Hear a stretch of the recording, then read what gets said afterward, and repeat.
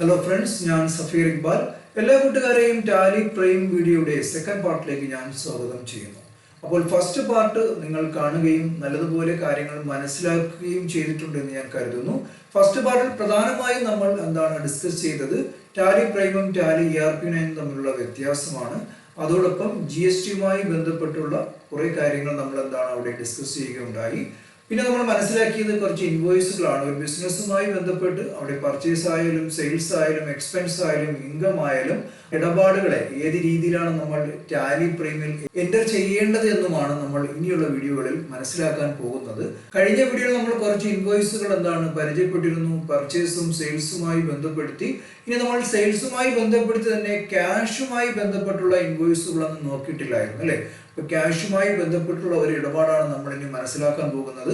അത്തരത്തിലൊരു ബിസിനസ്സുമായി ബന്ധപ്പെട്ടുള്ള ട്രാൻസാക്ഷൻസ് മനസ്സിലാക്കിയതിനു ശേഷം അത് നമുക്ക് ടാലി പ്രൈമിൽ എങ്ങനെ പോസ്റ്റ് ചെയ്യേണ്ടത് എന്ന് മനസ്സിലാക്കാം.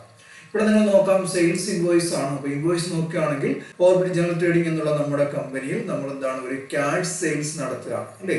അപ്പൊ ക്യാഷ് സെയിൽസ് ആകുമ്പോൾ ആരാണോ വാങ്ങിക്കുന്നത് അവരിൽ നിന്ന് നമ്മൾ ടാക്സ് കളക്ട് ചെയ്യുകയാണ് ചെയ്യുന്നത്. അപ്പൊ വാങ്ങിക്കുന്ന കസ്റ്റമറെ സംബന്ധിച്ചിടത്തോളം അവർക്ക് ടാക്സ് ബെനിഫിറ്റ് കിട്ടില്ല. കാരണം അവർ GSTയിൽ രജിസ്റ്റർ ചെയ്യാത്തത് കൊണ്ടായിരിക്കാം അവരുടെ ക്യാഷ് പർച്ചേസ് ചെയ്യുന്നത്. പാർട്ടി ഡീറ്റെയിൽസ് ഇവിടെ ക്യാഷ് ഇൻവോയ്സ് എന്ന് മെൻഷൻ ചെയ്തിട്ടുണ്ട്. അതോടൊപ്പം തന്നെ നമുക്ക് ഇൻവോയ്സ് നമ്പർ ഇവിടെ കാണാൻ സാധിക്കുന്നതാണ്. പ്രോഡക്റ്റ് നോക്കുകയാണെങ്കിൽ സാംസങ് M32 എന്നൊരു മൊബൈലാണ് നമ്മൾ വിറ്റത്. ഒരു പീസാണ്. എമൗണ്ട് എന്ന് പറഞ്ഞാൽ 24,200 രൂപയാണ്. അതോടൊപ്പം തന്നെ ഒരു ബാറ്ററി നമ്മൾ ഈ ഇൻവോയ്സിൽ ഉൾപ്പെടുത്തി വിറ്റിട്ടുണ്ട്. ഒരു പീസാണ്. അതിന്റെ എമൗണ്ട് എന്ന് പറഞ്ഞാൽ 549 ആണ്. അപ്പൊ പ്രോഡക്റ്റിന്റെ ടോട്ടൽ എമൗണ്ട് എന്ന് പറഞ്ഞാൽ രണ്ടിനും കൂടെ 24,749 രൂപയാണ് അല്ലേ. അവിടെ നമുക്ക് 18% GST ആണ്. നമുക്കറിയാം ഇത് കേരളത്തിനകത്ത് തന്നെ നടക്കുന്ന ഇടപാടായതുകൊണ്ട് ഇൻട്രാ സ്റ്റേറ്റ് ട്രാൻസാക്ഷൻ ആണ്. അതായത് സ്റ്റേറ്റ് ഗവൺമെന്റിനും സെൻട്രൽ ഗവൺമെന്റിനും നമ്മൾ ഈക്വൽ ആയിട്ട് ടാക്സ് ഡിവൈഡ് ചെയ്യണം. ഇപ്പൊ 18% ടാക്സ് എന്നുള്ളടത്ത് നമ്മൾ 9% സ്റ്റേറ്റിനും അല്ലെ 9% കേന്ദ്രത്തിനുമാണ് കൊടുക്കേണ്ടത്. അപ്പൊ 24,749 18% നമ്മൾ സ്പ്ലിറ്റ് ചെയ്ത് കാണിക്കുകയാണെങ്കിൽ നമുക്കറിയാം 2,227.41 സ്റ്റേറ്റിനും അതുപോലെ തന്നെ സെയിം എമൗണ്ട് നമ്മൾ കേന്ദ്രത്തിനും കൊടുക്കണം എന്നുള്ളതാണ്. അപ്പൊ ഈ ടോട്ടൽ നമ്മൾ നോക്കുകയാണെങ്കിൽ 29,203 രൂപ 82 അല്ലെ. അപ്പൊ ഇതാണ് നമുക്ക് ഈ ഇൻവോയ്സുമായി ബന്ധപ്പെടുത്തിയുള്ള ഡീറ്റെയിൽസ് എന്ന് പറയുന്നത്. അപ്പൊ ഇത്തരത്തിലൊരു അക്കൗണ്ടിനെ സംബന്ധിച്ച് ഇൻവോയ്സ് കിട്ടിക്കഴിഞ്ഞാൽ ആദ്യം ചെയ്യേണ്ടത് ഈ ഇടപാടുമായി ബന്ധപ്പെട്ടുള്ള അക്കൗണ്ടുകൾ ഏതൊക്കെയാണെന്ന് മനസ്സിലാക്കേണ്ടതാണ്. ഇവിടെ നമുക്കറിയാം ഇതൊരു ക്രെഡിറ്റ് ട്രാൻസാക്ഷൻ അല്ല അല്ലെ. അപ്പൊ അത്തരത്തിൽ ക്യാഷ് ഇടപാട് ആയതുകൊണ്ട് തന്നെ ഇവിടെ ഒരു അക്കൗണ്ട് ക്യാഷ് ആണെന്ന് നമുക്ക് മനസ്സിലാക്കാം. മറ്റൊരു അക്കൗണ്ട് നമ്മളെ സംബന്ധിച്ച് ഇത് നമ്മുടെ മെയിൻ വരുമാനമാണ്, ഇൻകമാണ്, അതായത് സെയിൽസ് ഇടപാടാണ്. ഇത്തരത്തിൽ രണ്ട് അക്കൗണ്ടുകൾ നമുക്കിവിടെ ഉണ്ട്. ക്യാഷ് ഉണ്ട്, അതോടൊപ്പം സെയിൽസ് ഉണ്ട്. ഈ ഇടപാടിൽ ടാക്സ് കൂടെ ഉൾപ്പെടുന്നതുകൊണ്ട് നമുക്കിവിടെ ടാക്സും കൂടെ കാണിക്കേണ്ടതായിട്ടുണ്ട് ട്രാൻസാക്ഷൻസ് ടാലി പ്രൈമിൽ നമ്മൾ പോസ്റ്റ് ചെയ്യുന്ന സമയത്ത്. അപ്പൊ അത്തരത്തിലാണെങ്കിൽ നമുക്ക് അതിന്റെ ജേണൽ എൻട്രീസ് എങ്ങനെയാണെന്ന് നോക്കാം. ഒരു ബിസിനസിനെ സംബന്ധിച്ച് ക്യാഷ് എന്ന് പറയുന്ന അസറ്റ് വരികയാണെങ്കിൽ നമ്മൾ അതിന്റെ റൂൾ അനുസരിച്ച് പഠിച്ചിട്ടുണ്ട്. ഡെബിറ്റ് വാട്ട് കംസ് ഇൻ അല്ലേ. അപ്പൊ നമ്മൾ ക്യാഷിനെ എന്ത് ചെയ്യണം, ഡെബിറ്റ് ചെയ്യണം എന്നുള്ളതാണ്. എമൗണ്ട് എന്ന് പറഞ്ഞാൽ നമുക്കറിയാം എത്രയാണ്, 29,203 രൂപ 82 അല്ലെ. ടോട്ടൽ എമൗണ്ട് തന്നെയാണ്. നമ്മൾ ടാക്സുമായി ബന്ധപ്പെടുത്തിയുള്ള ഇൻവോയ്സുകളിൽ റൗണ്ട് ഓഫ് ചെയ്യാതെ തന്നെ ടോട്ടൽ എമൗണ്ട് കാണിക്കണമെന്ന് ഞാൻ മുമ്പ് പറഞ്ഞിട്ടുണ്ട്. കാരണം നമ്മൾ സർക്കാരുമായി ബന്ധപ്പെട്ടുള്ള കാര്യങ്ങൾ ചെയ്യുമ്പോഴും അവിടെ എന്തെങ്കിലും ഒരു ചെറിയ ബാലൻസ്, ഇപ്പം ചെറിയ പൈസ ആയാലും നമ്മൾ മിച്ചം വെച്ചിരുന്നാൽ അതൊരു ലൈബിലിറ്റി ആയിട്ട് തന്നെ അവശേഷിക്കും എന്നുള്ളതുകൊണ്ട് നമ്മൾ full amount, actual amount, exact amount payment ചെയ്യുക എന്നുള്ളതാണ്.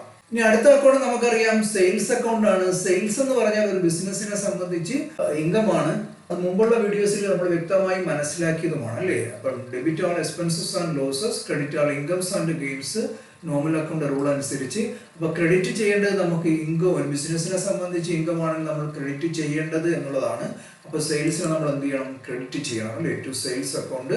ആക്ച്വൽ സെയിൽസ് എന്ന് പറഞ്ഞാൽ 24,749 ആണ് അല്ലേ. ഇനി നമുക്ക് ഇവിടെ ടാക്സും കൂടെ ഉൾപ്പെടുത്തിയാണ് നമുക്ക് ഈ ടോട്ടൽ ക്യാഷ് എമൗണ്ട് നമ്മൾ കളക്ട് ചെയ്തിട്ടുള്ളത്. ടാക്സ് എമൗണ്ട് നമുക്കറിയാം CGST എത്രയാണ്, 2,227.41. അതോടൊപ്പം തന്നെ SGST നമുക്കറിയാം 2,227.41 തന്നെയാണ്. അപ്പോൾ ഈ ടോട്ടൽ നോക്കുകയാണെങ്കിൽ നമ്മൾ കളക്ട് ചെയ്തിട്ടുള്ള എമൗണ്ട് 29,203 രൂപ 82 പൈസയാണ്. അപ്പൊ ക്യാഷ് ഇൻവോയ്സിൽ നമ്മൾ GST രജിസ്റ്റർ ചെയ്ത കസ്റ്റമർ ആയതുകൊണ്ട് തന്നെ നമ്മൾ ഒരു ടാക്സ് ഇൻവോയ്സ് ആണ് എന്താണ് കൊടുത്തിട്ടുള്ളത്. അത്തരത്തിൽ ടാക്സ് കളക്ട് ചെയ്തുകൊണ്ടാണ് നമ്മൾ ഇടപാട് നടത്തിയത്. അവിടെ നമ്മൾ സാംസങ് എന്ന് പറയുന്ന ഒരു മൊബൈലും അതോടൊപ്പം തന്നെ എന്താണ് MQ12 എന്ന് പറയുന്ന ബാറ്ററിയും ഈ ഇൻവോയ്സിന്റെ മുകളിൽ നമ്മൾ സെയിൽ ചെയ്തിട്ടുണ്ട്. ഇനി നമുക്ക് ഈ ഒരു ട്രാൻസാക്ഷനുമായി ബന്ധപ്പെട്ട് പുതിയ ഏതെങ്കിലും ഒരു അക്കൗണ്ട് നമ്മൾ ക്രിയേറ്റ് ചെയ്യണമോ വേണ്ടയോ എന്നുള്ളതാണ്. അപ്പൊ നിങ്ങൾ മനസ്സിലാക്കേണ്ടത് കഴിഞ്ഞ പാർട്ട് 1-ൽ നമ്മൾ ഒരുപാട് അക്കൗണ്ടുകൾ ക്രിയേറ്റ് ചെയ്തു ഓരോ ഇടപാടുമായും ഓരോ ഇൻവോയ്സുമായും ബന്ധപ്പെട്ട് അല്ലേ. അപ്പൊ അത്തരത്തിൽ ആ വീഡിയോസ് കാണാത്ത കൂട്ടുകാരുണ്ടെങ്കിൽ തീർച്ചയായും ആ പാർട്ട് 1 വീഡിയോ കണ്ടു മനസ്സിലാക്കുക. അത് കണ്ടെങ്കിൽ മാത്രമേ അതിന്റെ തുടർച്ച എന്നോണം ഈ വീഡിയോയിൽ നിങ്ങൾക്ക് മനസ്സിലാകുകയുള്ളൂ. അപ്പോൾ ആ വീഡിയോ കാണാത്ത കൂട്ടുകാർക്ക് വേണ്ടി അതിന്റെ ലിങ്ക് ഈ വീഡിയോയുടെ തൊട്ട് താഴെ ഡിസ്ക്രിപ്ഷനിൽ കൊടുത്തിട്ടുണ്ട്. അത് ഉപയോഗിച്ചുകൊണ്ട് ആ വീഡിയോ കാണാൻ ശ്രമിക്കുക. അപ്പൊ പാർട്ട് 1-ൽ നമ്മൾ ക്രിയേറ്റ് ചെയ്ത അക്കൗണ്ടുകൾ നമ്മൾ ഇനി ക്രിയേറ്റ് ചെയ്യേണ്ട കാര്യമില്ല. അത് ഓൾറെഡി നമ്മൾ ക്രിയേറ്റ് ചെയ്തിട്ടുള്ളതാണ്. അത്തരത്തിൽ നമ്മൾ ഇനി ക്രിയേറ്റ് ചെയ്യാൻ ഇടപാടുമായി ബന്ധപ്പെട്ട് എന്തെങ്കിലും ഉണ്ടോ എന്ന് ചോദിച്ചാൽ നമുക്ക് നോക്കാം. നമുക്കിവിടെ ഇൻവോയ്സ് ഉണ്ട്, അതോടൊപ്പം ജേർണൽ എൻട്രീസും ഉണ്ട് അല്ലെ. ഒരു ബിസിനസിനെ സംബന്ധിച്ച് നമ്മളൊരു ഇടപാട് പരിശോധിക്കുകയാണെങ്കിൽ അവിടെ ഏതൊക്കെ അക്കൗണ്ടുകളാണ് പ്രധാനമായും നമ്മൾ ക്രിയേറ്റ് ചെയ്യേണ്ടതെന്ന് ചോദിച്ചാൽ അക്കൗണ്ടിങ്ങുമായി ബന്ധപ്പെട്ട് അക്കൗണ്ടിങ് മാസ്റ്ററുമായി ബന്ധപ്പെട്ട് ഏതൊക്കെ അക്കൗണ്ടുകൾ ഉണ്ടെന്ന് നോക്കണം. നമ്മൾ ഇൻവെന്ററിയുമായി ഡീൽ ചെയ്യുന്ന ഒരു കമ്പനി ആണെങ്കിൽ അല്ലെ, സ്റ്റോക്കുമായി ബന്ധപ്പെട്ടുള്ള ഒരു കമ്പനി ആണെങ്കിൽ അവിടെ നമ്മൾ ഇൻവെന്ററി മാസ്റ്ററുമായി ബന്ധപ്പെട്ട് ഏതെങ്കിലും അക്കൗണ്ടുകൾ പുതുതായിട്ട് ക്രിയേറ്റ് ചെയ്യണമോ വേണ്ടയോ എന്ന് പരിശോധിക്കണം. അതോടൊപ്പം തന്നെ നമ്മുടെ സ്റ്റാറ്റ്യൂട്ടറി മാസ്റ്റേഴ്സ് നോക്കുകയാണെങ്കിൽ ടാക്സുമായി ബന്ധപ്പെട്ട് നമ്മൾ ഏതെങ്കിലും പുതിയ അക്കൗണ്ട് ക്രിയേറ്റ് ചെയ്യണമോ വേണ്ടയോ എന്ന് നോക്കണം. ഇവിടെ നമ്മൾ അക്കൗണ്ടിങ് മാസ്റ്റർ നോക്കുകയാണെങ്കിൽ ഇവിടെ സെയിൽസ് എന്ന് പറയുന്ന നമ്മൾ ഫസ്റ്റ് പാർട്ടിൽ അല്ലേ, ആദ്യത്തെ പാർട്ട് വീഡിയോയിൽ നമ്മൾ ഓൾറെഡി ക്രിയേറ്റ് ചെയ്തിട്ടുള്ളതാണ്. അത് വീണ്ടും ക്രിയേറ്റ് ചെയ്യേണ്ട കാര്യമില്ല. ഇനി ഇവിടെ അക്കൗണ്ടിങ്ങുമായി ബന്ധപ്പെട്ട് വരുന്ന അക്കൗണ്ടാണ് ക്യാഷ് എന്ന് പറയുന്നത്. അപ്പൊ ടാലി പ്രൈമിനെ സംബന്ധിച്ചും ടാലി ERP9 സംബന്ധിച്ചും ഡിഫോൾട്ട് ആയിട്ടുള്ള 2 അക്കൗണ്ടുകളാണ് cash and profit and loss അക്കൗണ്ടും. ആ സോഫ്റ്റ്വെയർ നമ്മൾ ഇൻസ്റ്റാൾ ചെയ്യുമ്പോൾ തന്നെ നമുക്ക് കാണാൻ സാധിക്കുന്നതാണ്. അപ്പൊ ക്യാഷ് ഇൻ ഹാൻഡിന്റെ അണ്ടറിൽ നമുക്ക് ക്യാഷ് ക്രിയേറ്റ് ചെയ്യാം അല്ലെ. നമുക്ക് വേണമെങ്കിൽ ക്യാഷ് ഇൻ ഹാൻഡ് തന്നെ നമുക്ക് ഉപയോഗിക്കാൻ സാധിക്കും പ്രൈമറി അക്കൗണ്ട് ആയിട്ട്. പക്ഷെ നമുക്ക് കുറച്ചുകൂടെ നമ്മുടെ ബിസിനസ്സിന് സൗകര്യപ്രദമായ രീതിയിൽ ഒരു അക്കൗണ്ട് ക്രിയേറ്റ് ചെയ്തിട്ട് അത് യൂസ് ചെയ്യുന്നതായിരിക്കും എപ്പോഴും നല്ലത്. അപ്പൊ നമുക്കിവിടെ ക്യാഷ് എന്നുള്ള അക്കൗണ്ട് അത് ക്യാഷ് ഇൻ ഹാൻഡിൽ ക്രിയേറ്റ് ചെയ്യാൻ സാധിക്കുന്നതാണ് അല്ലെ. അപ്പൊ നമ്മുടെ അക്കൗണ്ടിങ് മാസ്റ്ററിൽ ക്യാഷ് എന്ന അക്കൗണ്ട് ക്രിയേറ്റ് ചെയ്യണം. അത് ഏതിന്റെ അണ്ടറിലെന്ന് ചോദിച്ചാൽ ക്യാഷ് ഇൻ ഹാൻഡിന്റെ അണ്ടറിലാണ്. അപ്പൊ ഇടപാടുമായി ബന്ധപ്പെട്ട അക്കൗണ്ടിങ് മാസ്റ്റർ നമ്മുടെ അക്കൗണ്ട് ക്രിയേറ്റ് ചെയ്യേണ്ടതായിട്ടുണ്ട്. അത് ക്യാഷ് അക്കൗണ്ട് ആണ്, അണ്ടർ ക്യാഷ് ഇൻ ഹാൻഡ്. ഇനി നമുക്ക് സ്റ്റാറ്റ്യൂട്ടറി മാസ്റ്റർ വരികയാണെങ്കിൽ നമുക്കറിയാം CGSTയും SGSTയുമാണ് അല്ലെ, ട്രാൻസാക്ഷനുമായി ബന്ധപ്പെട്ടുള്ള ടാക്സിന്റെ അക്കൗണ്ടുകൾ എന്ന് പറയുന്നത്. ഇത് രണ്ടും നമ്മൾ ഓൾറെഡി മുമ്പുള്ള ഇടപാടുകളുമായി ബന്ധപ്പെടുത്തി ക്രിയേറ്റ് ചെയ്തിട്ടുള്ളതാണ്. അതുകൊണ്ട് അത് വീണ്ടും ക്രിയേറ്റ് ചെയ്യേണ്ട കാര്യമില്ല എന്നുള്ളതാണ്. നമ്മൾ ഇൻവെന്ററി മാസ്റ്റേഴ്സ് വരികയാണെങ്കിൽ ഈ പ്രോഡക്റ്റുകൾ രണ്ടും ഓൾറെഡി നമ്മൾ പർച്ചേസ് ചെയ്യുന്ന സമയത്ത് നമ്മൾ ക്രിയേറ്റ് ചെയ്തിട്ടുള്ളതാണ്. അതുകൊണ്ട് വീണ്ടും അത് ക്രിയേറ്റ് ചെയ്യേണ്ട കാര്യമില്ല. അത് ഓൾറെഡി നമ്മൾ ക്രിയേറ്റ് ചെയ്തിട്ടുള്ളതാണ്. അപ്പൊ ഈ ഒരു ഇൻവോയ്സുമായി ബന്ധപ്പെട്ട് ആകെ നമ്മൾ ക്രിയേറ്റ് ചെയ്യേണ്ടതായിട്ടുള്ള ഒരേ ഒരു അക്കൗണ്ട് ക്യാഷ് അക്കൗണ്ട് ആണ്, അണ്ടർ ക്യാഷ് ഇൻ ഹാൻഡ് അല്ലേ. നമുക്ക് ഇൻകം ഉണ്ടാവുന്ന സോഴ്സുകൾ വളരെ കുറവായിരിക്കും, 1-2 സോഴ്സ് ആയിരിക്കുമെങ്കിൽ ഒരു ബിസിനസ്സിനെ സംബന്ധിച്ച് എക്സ്പെൻസ് എന്ന് വെച്ചാൽ പല രീതിയിലുള്ള എക്സ്പെൻസുകളായിരിക്കും. അപ്പൊ അത്തരത്തിൽ എക്സ്പെൻസുകളെ മനസ്സിലാക്കിക്കൊണ്ട് അത് പ്രോപ്പറായ രീതിയിൽ നമ്മൾ എൻ്റർ ചെയ്ത് ടാലി പ്രൈമിൽ കാണിക്കുക എന്നുള്ളതാണ് വളരെ പ്രധാനപ്പെട്ട ഒരു കാര്യം. ഇവിടെ ബിസിനസ്സുമായി ബന്ധപ്പെട്ട് നമുക്കൊരു എക്സ്പെൻസ് പരിശോധിക്കാം. നോക്കുകയാണെങ്കിൽ ഇവിടെ റെന്റുമായി ബന്ധപ്പെട്ടുള്ള ഒരു എക്സ്പെൻസ് ആണ് നമ്മൾ പരിശോധിക്കുന്നത്.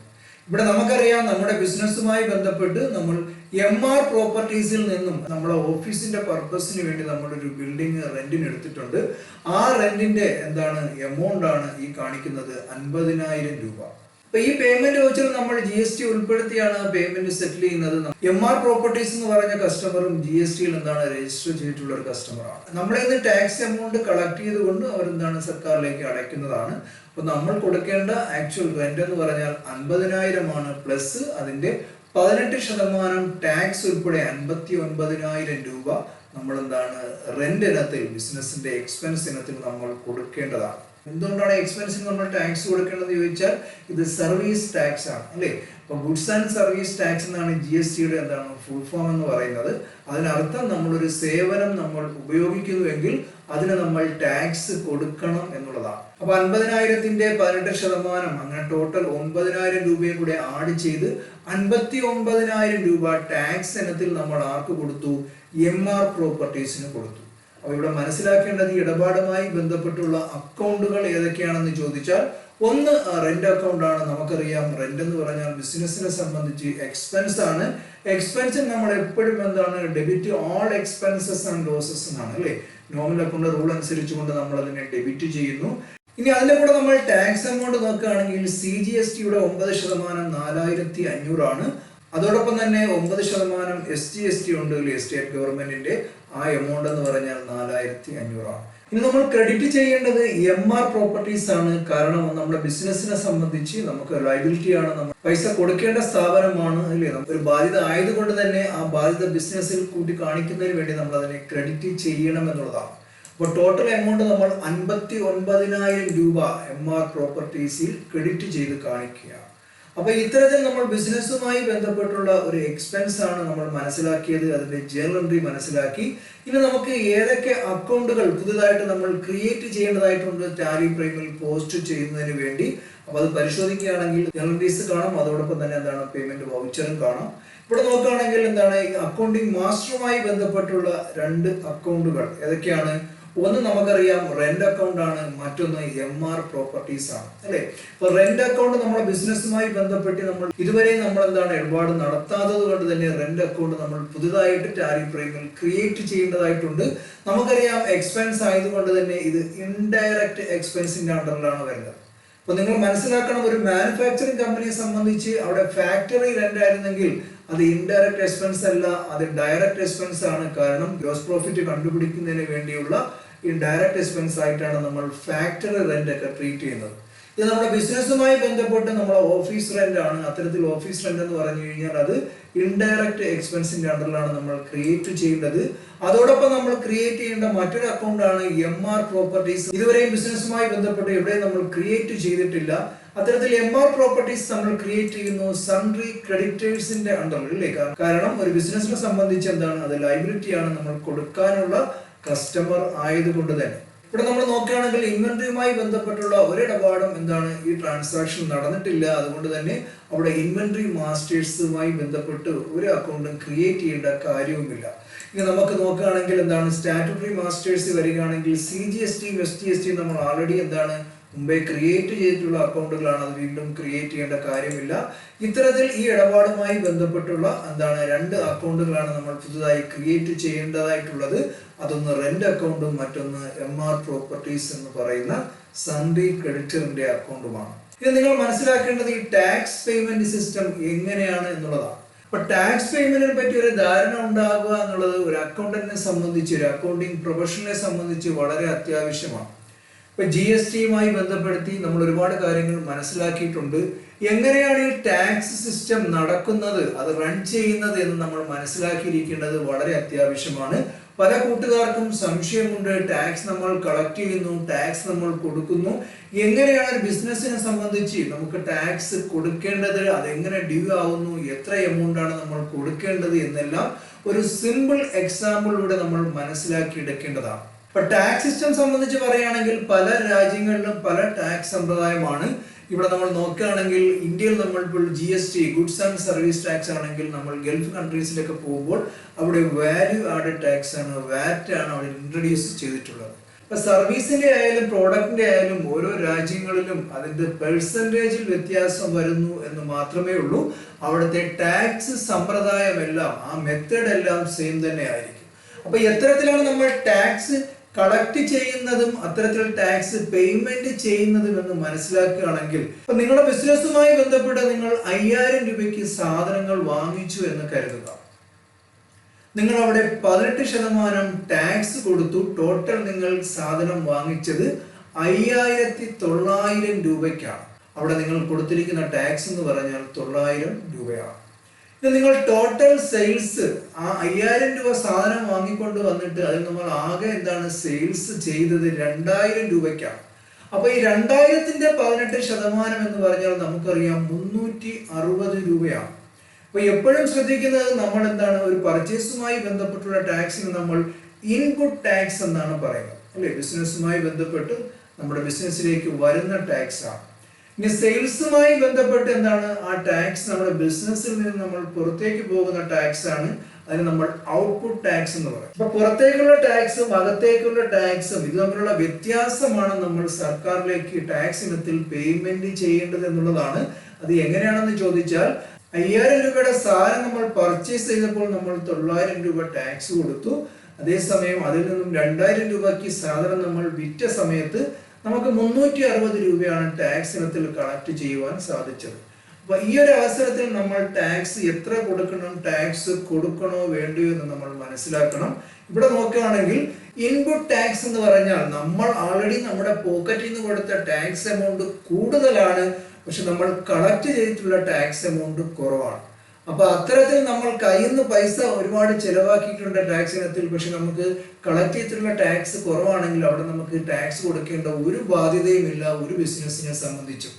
അപ്പൊ ഇവിടെ പ്രത്യേകം ശ്രദ്ധിക്കേണ്ടത് input tax is high, so there is no tax liability for June അല്ലെ. അപ്പൊ നമുക്ക് ആ മാസം ജൂണിനെ സംബന്ധിച്ച് നമുക്ക് പ്രത്യേകിച്ച് ടാക്സ് ലയബിലിറ്റി ഒന്നുമില്ല.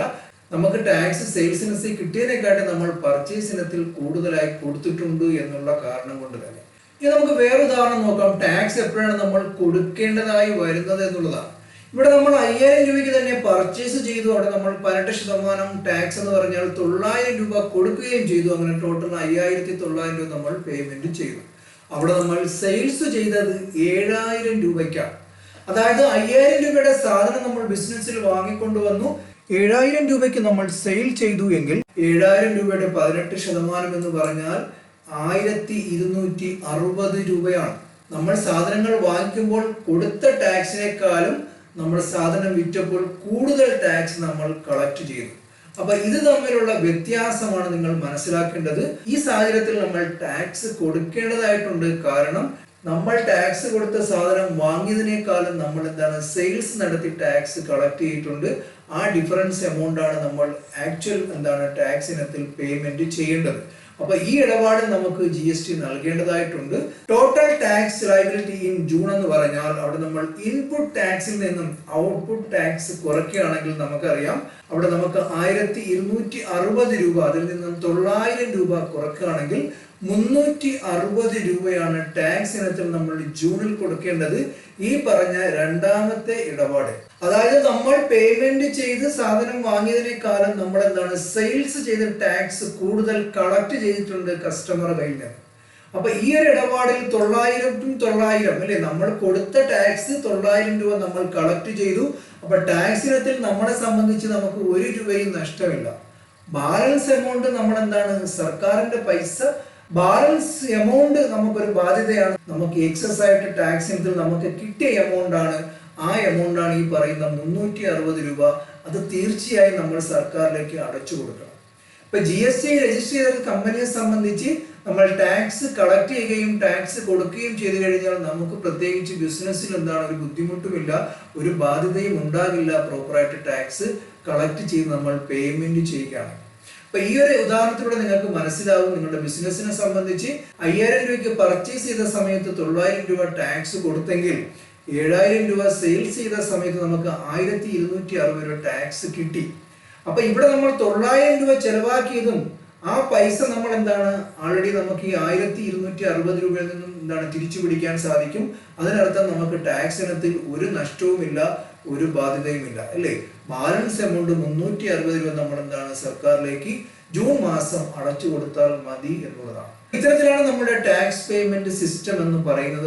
വളരെ സിമ്പിൾ ആണ്. ഈ ഒരു മെത്തേഡ് നിങ്ങൾ മനസ്സിലാക്കുകയാണെങ്കിൽ ഒരു ബിസിനസിനെ സംബന്ധിച്ച് ഇത്തരത്തിൽ നമ്മൾ ടാക്സ് പേയ്മെന്റ് സിസ്റ്റം മനസ്സിലാക്കുകയാണെങ്കിൽ വളരെ അനായാസം നമുക്ക് ടാക്സുമായി ബന്ധപ്പെട്ടുള്ള ഇടപാടുകൾ പോസ്റ്റ് ചെയ്യുവാനും അതുമായി ബന്ധപ്പെട്ടുള്ള കാര്യങ്ങൾ സെറ്റിൽ ചെയ്യുവാനും സാധിക്കുന്നതാണ്. അപ്പൊ എല്ലാ കൂട്ടുകാർക്കും ഇത് മനസ്സിലായി എന്ന് കരുതുന്നു. അടുത്ത നമ്മളൊരു ഫിക്സഡ് അസറ്റ് ബിസിനസ്സുമായി ബന്ധപ്പെടുത്തി പർച്ചേസ് ചെയ്യുകയാണെന്ന് കരുതുക. അപ്പൊ അത്തരത്തിൽ പർച്ചേസ് ചെയ്യുമ്പോൾ നമുക്ക് ആ ഇൻവോയ്സ് പരിശോധിക്കുകയാണെങ്കിൽ റോയൽ ഫർണിച്ചർ ട്രേഡിംഗിൽ നമ്മൾ ഫർണിച്ചർ ആൻഡ് ഫിക്ചേഴ്സ് 80,000 രൂപയ്ക്ക് വാങ്ങിക്കുകയാണ്. നമ്മുടെ ബിസിനസിനെ സംബന്ധിച്ച് നമ്മൾ ഫർണിച്ചർ വാങ്ങിക്കാൻ തീരുമാനിച്ചു. അതുകൊണ്ട് നമ്മൾ റോയൽ ഫർണിച്ചർ ട്രേഡിംഗിൽ പോയി 80,000 രൂപയ്ക്കുള്ള ഫർണിച്ചർ വാങ്ങി. അവിടെ 28% ടാക്സ് എന്ന് പറയുന്നത്. അപ്പൊ GST ഓരോ പ്രോഡക്റ്റിനും ഓരോ പെർസെന്റേജ് ആണ്. ഇപ്പൊ ഫർണിച്ചറൊക്കെ സംബന്ധിച്ച് 28%, ഒട്ടുമിക്ക പ്രോഡക്റ്റുകളെ സംബന്ധിച്ചും 18%. ചില പ്രോഡക്റ്റുകളെ സംബന്ധിച്ച് കൂടുതലും കുറവുമായിരിക്കാം. അതൊക്കെ നമുക്ക് GSTയുടെ വെബ്സൈറ്റിൽ നിന്ന് കിട്ടും. ഓരോ പ്രോഡക്റ്റിന്റെയും HSN കോഡ് എന്താണ്, അതിന്റെ പെർസെന്റേജ് എന്താണ്, ഇതൊക്കെ മനസ്സിലാക്കിയിട്ട് വേണം ഒരു അക്കൗണ്ടിങ് പ്രൊഫഷണൽ എന്ന നിലയിൽ നമ്മളൊരു ബിസിനസ്സിനെ നോക്കി കാണാൻ. അപ്പൊ ഇവിടെ നമ്മൾ ഫർണിച്ചർ വാങ്ങിയപ്പോൾ 80,000 രൂപയാണ്. ഇവിടെ ടാക്സ് ഇനത്തിൽ നമ്മൾ കേന്ദ്ര ഗവൺമെന്റിനും സംസ്ഥാന ഗവൺമെന്റിനും ടാക്സ് കൊടുക്കണം. കാരണം ഇത് ഇൻട്രാസ്റ്റേറ്റ് ട്രാൻസാക്ഷൻ ആണ്. നമ്മുടെ കേരളത്തിനകത്ത് തന്നെ നമ്മൾ ഇടപാടുകൾ നടത്തുന്നതാണ് അല്ലെ. അത്തരത്തിൽ 80,000ന്റെ 28% എന്ന് പറഞ്ഞാൽ നമുക്കറിയാം അത് 22,400 രൂപയാണ്. അപ്പൊ ടോട്ടൽ എമൗണ്ട് എന്ന് പറഞ്ഞാൽ 1,02,400 രൂപയാണ് ഈ ഇൻവോയ്സുമായി ബന്ധപ്പെട്ട് നമ്മൾ റോയൽ ഫർണിച്ചർ ട്രേഡിങ്ങിന് കൊടുക്കേണ്ടത്. അപ്പൊ ഇവിടെ നമ്മൾ നോക്കേണ്ടത് ഈ ഇടപാടുമായി ബന്ധപ്പെട്ട് ഏതൊക്കെ അക്കൗണ്ടുകൾ ഉണ്ട്, അതിന്റെ ജേണൽ എൻട്രീസ് എന്താണ്, പുതുതായിട്ട് ഏതെങ്കിലും അക്കൗണ്ടുകൾ നമ്മൾ ക്രിയേറ്റ് ചെയ്യണമോ വേണ്ടയോ എന്നുള്ളതാണ്. അപ്പൊ ഇവിടെ നോക്കുകയാണെങ്കിൽ റോയൽ ഫർണിച്ചർ ട്രേഡിംഗും GSTയിൽ രജിസ്റ്റർ ചെയ്തിട്ടുള്ള കസ്റ്റമർ ആണ്. അതുകൊണ്ട് തന്നെയാണ് അവർ നമുക്ക് GST ഇൻവോയ്സ് നൽകിയത് അല്ലെ.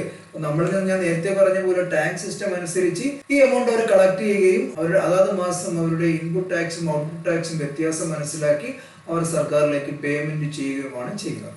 അപ്പൊ നമ്മൾ 1,02,400 രൂപ ഇടപാടുമായി ബന്ധപ്പെട്ടവർക്ക് കൊടുത്തിട്ടുണ്ട്.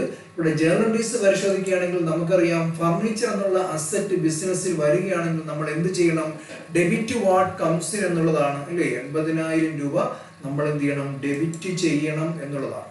പിന്നെ നമ്മൾ നോക്കുകയാണെങ്കിൽ ടാക്സ് ഇനത്തിൽ നമുക്കറിയാം CGST 11,200 എമൗണ്ട്, അതുപോലെ തന്നെ ST 14% 80,000ന്റെ 11,200. ഇതൊരു ക്യാഷ് ട്രാൻസാക്ഷൻ അല്ല, ക്രെഡിറ്റ് ട്രാൻസാക്ഷൻ ആണ്. നിങ്ങൾക്കിവിടെ കാണാം പേയ്മെന്റ് ടൈംസ് എന്ന് പറഞ്ഞാൽ ക്രെഡിറ്റ് ആണ്.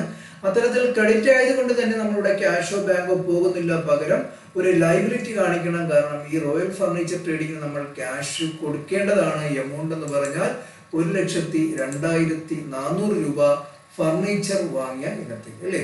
ഇനി നമുക്ക് ഈ ഇടപാടുമായി ബന്ധപ്പെട്ട് ഏതെങ്കിലും അക്കൗണ്ടുകൾ ക്രിയേറ്റ് ചെയ്യണമോ വേണ്ടയോ എന്നാണ് പരിശോധിക്കേണ്ടത്. ഇവിടെ നോക്കുകയാണെങ്കിൽ നമുക്ക് ജേണൽ എൻട്രീസ് കാണാം, അതോടൊപ്പം തന്നെ ഇൻവോയ്സും കാണാം. ഇവിടെ നമ്മൾ അക്കൗണ്ടിങ്ങുമായി ബന്ധപ്പെട്ട് ഈ അക്കൗണ്ട് എല്ലാം ക്രിയേറ്റ് ചെയ്യണമോ എന്ന് ചോദിച്ചാൽ നമ്മൾ ക്രിയേറ്റ് ചെയ്യേണ്ടതായിട്ടുള്ളത് ഫർണിച്ചർ എന്ന് പറയുന്ന അക്കൗണ്ട് ആണ്. ഇത് നമ്മൾ ആൾറെഡി ക്രിയേറ്റ് ചെയ്തിട്ടില്ല. നമ്മുടെ ബിസിനസ്സുമായി ബന്ധപ്പെട്ട് ഇതുവരെ നമ്മൾ ഫർണിച്ചർ ഒന്നും വാങ്ങിയിട്ടില്ല എന്നുള്ളതാണ് അല്ലേ.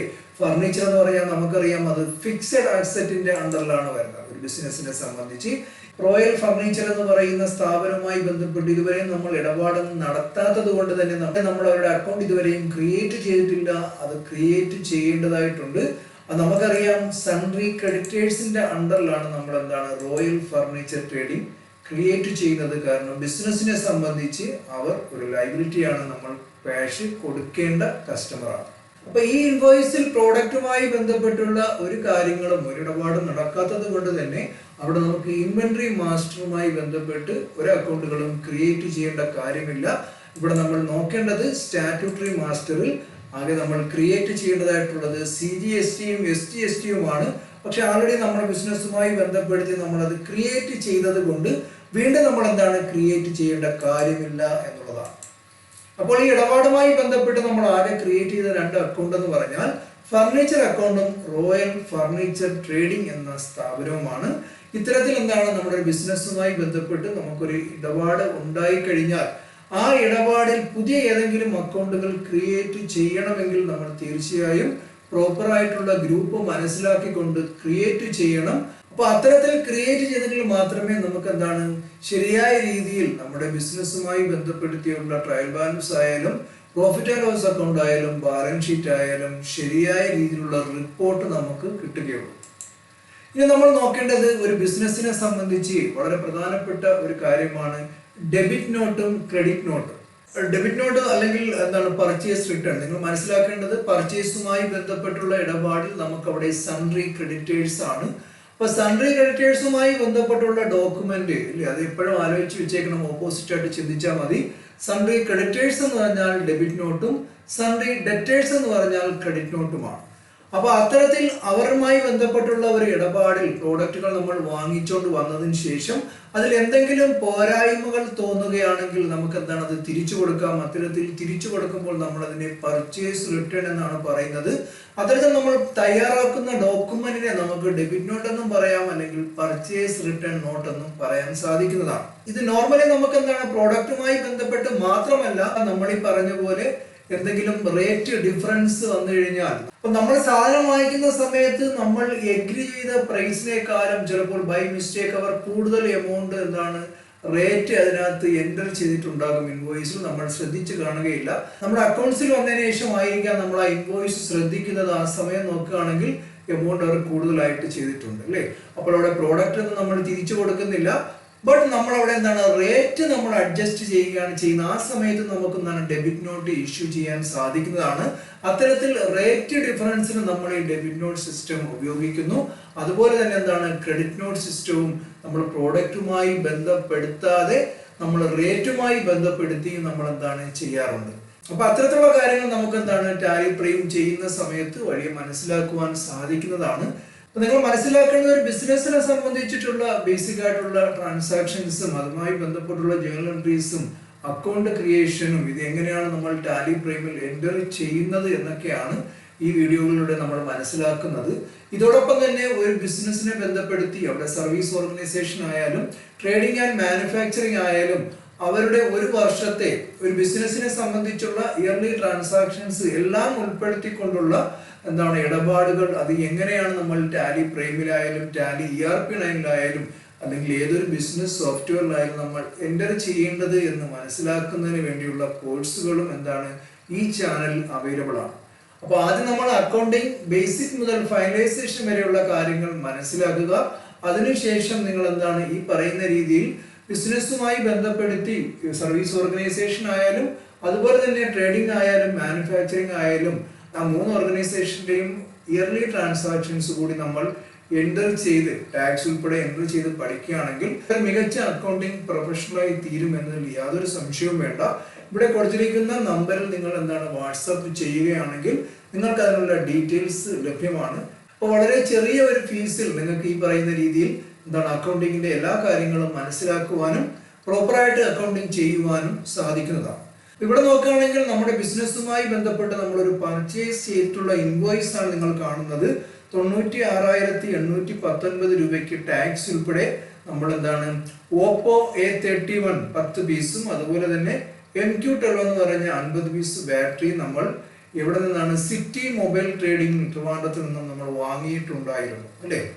ഇനി നമ്മളിവിടെ എന്താണ് പ്രോഡക്റ്റ് റിട്ടേൺ ചെയ്യുന്ന സമയത്ത് അല്ലെ ഡെബിറ്റ് നോട്ട് പാസ് ചെയ്യുന്ന സമയത്ത് നിങ്ങൾ ജേർണൽ എൻട്രി മനസ്സിലാക്കേണ്ടത് പർച്ചേസ് എൻട്രി ഏത് രീതിയിലാണോ നമ്മൾ ഇട്ടത് അത് നേരെ നമ്മൾ ഓപ്പോസിറ്റ് ഇട്ട് കഴിഞ്ഞാൽ അതിനെന്താണ് റിവേഴ്സ് ചെയ്ത് കഴിഞ്ഞാൽ അവിടെ നമുക്ക് ഡെബിറ്റ് നോട്ട് എൻട്രി അല്ലെങ്കിൽ പർച്ചേസ് റിട്ടേൺ എൻട്രി ആകും. അപ്പൊ ഇവിടെ നമ്മൾ പർച്ചേസിനെയും CGSTയും SGSTയും നമ്മൾ ഡെബിറ്റ് ചെയ്തുകൊണ്ട് സിറ്റി മൊബൈൽ ട്രേഡിംഗിനെ ക്രെഡിറ്റ് ചെയ്തുകൊണ്ടാണ് പർച്ചേസ് എൻട്രി എന്താണ് പാസ് ചെയ്തിരിക്കുന്നത് എങ്കിൽ നമ്മൾ ഓപ്പോസിറ്റ് എന്ന് പറഞ്ഞാൽ സിറ്റി മൊബൈൽ ട്രേഡിംഗിനെ നമ്മൾ ക്രെഡിറ്റ് ചെയ്തുകൊണ്ട് പർച്ചേസിനെയും CGST SGST പോലുള്ള ടാക്സിനെയും നമ്മൾ എന്ത് ചെയ്യണം ക്രെഡിറ്റ് ചെയ്യുക എന്നുള്ളതാണ് നമ്മൾ റിവേഴ്സൽ എന്ന് ഉദ്ദേശിക്കണം.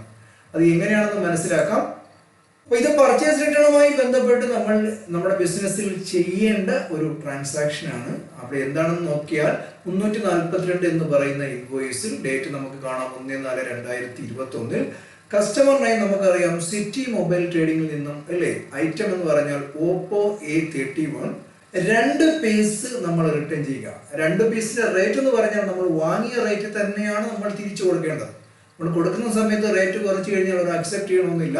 അതുകൊണ്ട് നിങ്ങൾ ശ്രദ്ധിക്കേണ്ടത് നമ്മൾ ഇവിടെ റേറ്റ് ഒന്നും കുറച്ച് കളയരുത്. നമ്മൾ ഏത് റേറ്റിനാണോ വാങ്ങിയത് ആ റേറ്റ് തന്നെയാണ് നമ്മൾ തിരിച്ചു കൊടുക്കേണ്ടത്. ഇവിടെ നമ്മൾ വാങ്ങിയ റേറ്റ് എന്ന് പറഞ്ഞാൽ 6,460 രൂപയാണ് അല്ലേ. ഇപ്പൊ 2 പീസിന്റെ 6,460 രൂപ എന്ന് പറഞ്ഞാൽ ടോട്ടൽ എമൗണ്ട് നമുക്കറിയാം 12,920 രൂപയാണ്. ടാക്സ് ഉൾപ്പെടെ എന്താണ് നമ്മൾ തിരിച്ചു കൊടുക്കേണ്ടതാണ്. കാരണം ആൾറെഡി നമ്മൾ ഈ സാധനം വാങ്ങിയ സമയത്ത് നമ്മളെ ഒരു ടാക്സ് കളക്ട് ചെയ്തു. അതുകൊണ്ട് തന്നെ അതിൽ നിന്ന് 1 പീസ് ആയാലും 2 പീസ് ആയാലും തിരിച്ചു കൊടുക്കുമ്പോഴും അതിന്റെ ടാക്സ് കൂടെ നമ്മൾ എന്ത് ചെയ്യണം അവരിൽ നിന്നും തിരിച്ചു വാങ്ങിക്കേണ്ടതാണ്. അപ്പോൾ നമ്മൾ എങ്ങനെ ജേണൽ എൻട്രി എഴുതും? ഞാൻ പറഞ്ഞു, നേരെ ഓപ്പോസിറ്റ് ആണ് നമ്മൾ ജേണൽ എൻട്രി പാസ് ചെയ്യേണ്ടത്.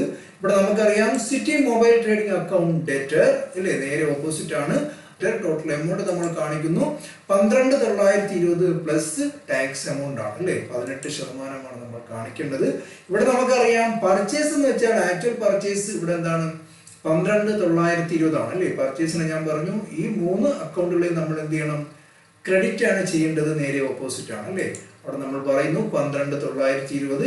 ടാക്സ് നമുക്കറിയാം CGST വന്നിട്ട് 1,166.40 പൈസ. അതുപോലെ SGSTയും സെയിം എമൗണ്ട് തന്നെയാണ് 1,166.40 പൈസ അല്ലേ. അപ്പോൾ 12,920ന്റെ 18% നിങ്ങളെ കാണുന്നത്. Total amount city mobile trading നമുക്ക് തരാനുള്ളത് ഈ ഒരു ഇടപാടുമായി ബന്ധപ്പെട്ട് നമ്മൾ തിരിച്ചു കൊടുക്കുന്ന പ്രോഡക്റ്റിന്റെ 2 പീസ് മൊബൈലിന്റെ ചാർജാണ് ടാക്സ് ഉൾപ്പെടെ കാണുന്നത് 15,252 രൂപ 80 പൈസ. അപ്പോൾ ഡെബിറ്റ് നോട്ട് എന്താണെന്നും അത് ഏത് രീതിയിലാണ് ബിസിനസ്സിൽ ഉണ്ടാകുന്നതെന്നും അതിന്റെ ജേണൽ എൻട്രീസ് എങ്ങനെ ആയിരിക്കുമെന്നും നിങ്ങൾ ഇപ്പോൾ മനസ്സിലാക്കി കാണും. ഇതുപോലെ തന്നെ നമ്മൾ മനസ്സിലാക്കേണ്ടത് ക്രെഡിറ്റ് നോട്ട് എന്ന് പറയുന്ന ഒരു സംവിധാനമാണ്. ഒരു ബിസിനസിനെ സംബന്ധിച്ച് ഡെബിറ്റ് നോട്ടും ക്രെഡിറ്റ് നോട്ടും വളരെയധികം ബന്ധപ്പെട്ടുള്ളതാണ് അല്ലേ. നമുക്ക് സൺഡ്രി ഡെറ്റേഴ്സും സൺഡ്രി ക്രെഡിറ്റേഴ്സും ബിസിനസ്സിൽ ഉള്ളതുപോലെ തന്നെയാണ് അതുമായി ബന്ധപ്പെട്ട് ഡെബിറ്റ് നോട്ടും ക്രെഡിറ്റ് നോട്ടും ബിസിനസ്സിൽ നമ്മൾ യൂസ് ചെയ്യുന്നത്. ഇപ്പൊ ഡെബിറ്റ് നോട്ട് നേരത്തെ നമ്മൾ മനസ്സിലാക്കി ഇല്ലേ, ക്രെഡിറ്റേഴ്സുമായി ബന്ധപ്പെട്ടുള്ളതാണെങ്കിൽ ഇവിടെ ക്രെഡിറ്റ് നോട്ട് ഞാൻ നേരത്തെ പറഞ്ഞു ആരുമായി ബന്ധപ്പെട്ടുള്ളതായിരിക്കാം, ഡെറ്റേഴ്സുമായി ബന്ധപ്പെട്ടുള്ളതായിരിക്കും. അതായത് നമ്മളിൽ നിന്നും പ്രോഡക്റ്റ് വാങ്ങിക്കൊണ്ട് പോവുകയും അതിനെന്തെങ്കിലും ഡിഫക്റ്റ് ഉണ്ടെങ്കിൽ തിരിച്ചു കൊണ്ട് തരികയും ചെയ്തു കഴിഞ്ഞാൽ അവിടെ നമുക്ക് എന്താണ്, ക്രെഡിറ്റ് നോട്ടാണ് കിട്ടുക. പ്രോഡക്റ്റ് തിരിച്ചു വരികയാണ് ബിസിനസ്സിലേക്ക്. അത്തരത്തിൽ തന്നെ നിങ്ങൾ മനസ്സിലാക്കണം. അവിടെ ഞാൻ നേരത്തെ പറഞ്ഞതുപോലെ പ്രോഡക്റ്റുമായി ബന്ധപ്പെട്ട് മാത്രമല്ല, അവിടെ എന്തെങ്കിലും റേറ്റിൽ വ്യത്യാസം ഉണ്ടെങ്കിലും നമുക്ക് എന്താണ്, ക്രെഡിറ്റ് നോട്ട് കിട്ടാവുന്നതാണ്. അത്തരത്തിൽ ക്രെഡിറ്റ് നോട്ട് കിട്ടിക്കഴിഞ്ഞാലും ഡെബിറ്റ് നോട്ട് കിട്ടിക്കഴിഞ്ഞാലും ആ അക്കൗണ്ടുകളിൽ നമ്മൾ പ്രോപ്പറായിട്ട് അഡ്ജസ്റ്റ് ചെയ്തുകൊണ്ട് ആ എമൗണ്ടുകൾ കുറയ്ക്കുകയോ കൂട്ടുകയോ ചെയ്താലേ പിന്നെ നമ്മൾ പേയ്മെന്റ് ചെയ്യുമ്പോൾ അത് പ്രോപ്പറായിട്ട് അഡ്ജസ്റ്റ് ചെയ്യാൻ സാധിക്കും. അത്തരത്തിലുള്ള കാര്യങ്ങൾ നമ്മൾ വഴിയെ മനസ്സിലാക്കാവുന്നതാണ്. ഇവിടെ നിങ്ങൾ മനസ്സിലാക്കണം, നമ്മൾ ഇമാക്സ് മൊബൈൽ ട്രേഡിങ്ങിന് നമ്മൾ എന്താണ് 3,59,310 രൂപ അല്ലെ ടോട്ടൽ ടാക്സ് ഉൾപ്പെടെ നമ്മൾ വാങ്ങിക്കൊണ്ട് അവർക്ക് സപ്ലൈ ചെയ്തിട്ടുള്ളത് സാംസങ് M32 10 പീസും 2,26,000 രൂപയ്ക്കും. അതോടൊപ്പം തന്നെ റെഡ്മി 10 എന്ന് പറഞ്ഞ മൊബൈൽ 5 പീസ് 15,700 റേറ്റ് വെച്ച് ടോട്ടൽ 78,500 രൂപയ്ക്ക് നമ്മൾ എന്താണ് സപ്ലൈ ചെയ്തിട്ടുള്ളതാണ്. ഇപ്പൊ കുറച്ച് ദിവസം കഴിഞ്ഞപ്പോൾ സാംസങ് M32 എന്ന് പറയുന്ന മൊബൈലിൽ നിന്നും ഒരു പീസ് എന്തോ ഡിഫക്റ്റ് ആണെന്ന് കരുതി അവർ നമുക്ക് തിരിച്ചു തന്നിട്ടുണ്ട്. എന്താണ്, സെയിൽസ് റിട്ടേൺ ആക്കി തിരിച്ച് അയച്ചിട്ടുണ്ട്. അപ്പൊ നമ്മൾ സ്വാഭാവികമായും അവർക്കൊരു ക്രെഡിറ്റ് നോട്ട് പാസ് ചെയ്തുകൊണ്ട് ഈ എമൗണ്ട് അവർ അക്കൗണ്ടിൽ നിന്നും കുറച്ച് കാണിക്കണം. കാരണം ഈ ഒരു പീസിന് തരാനുള്ള എമൗണ്ട് 3,39,310 ഈ ഒരു എമൗണ്ട് അവർ കുറച്ചിട്ടാണ് നമുക്ക് തരേണ്ടത്. കാരണം ഒരു പീസ് അവർ ആൾറെഡി നമുക്ക് തിരിച്ചു തന്നിട്ടുണ്ട്.